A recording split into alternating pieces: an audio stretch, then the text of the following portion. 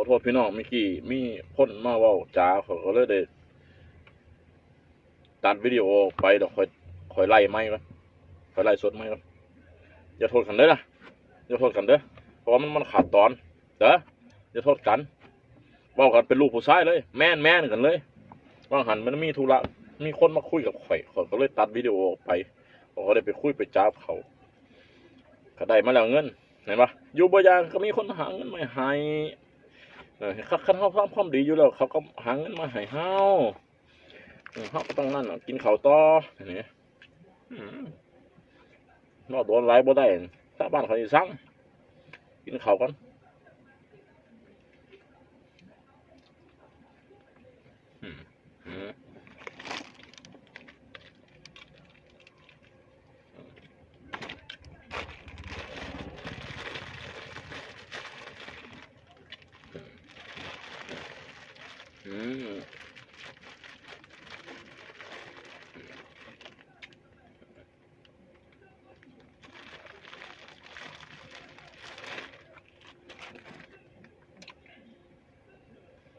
แซ่บ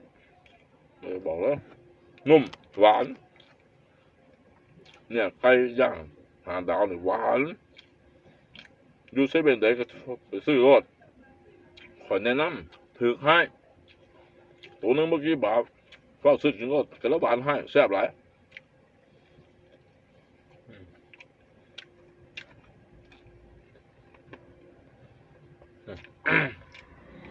เขาอบให้ย่างดีเพื่อ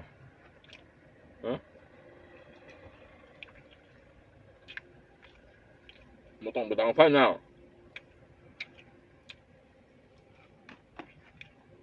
เขาอบเขาหนึ่งให้ย่างดีเพื่อตั้งแต่เขามากัดกินซึ่ง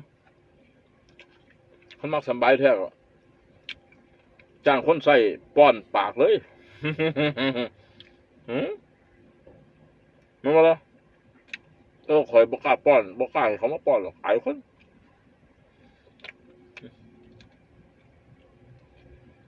กินเองอยู่ของสบายกว่า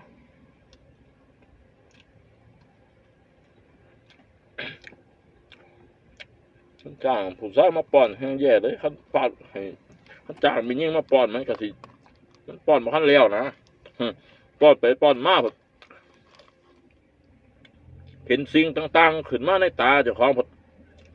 คือขึ้นมาที่คนน่ะแม่นบ่ล่ะมันบ่แล้วนี่เขามียิ่งมาป้อนเขาป้อนข้าวป้อนน้ำเนี่ยป้อนบ่โดนคิดไปได้ไหม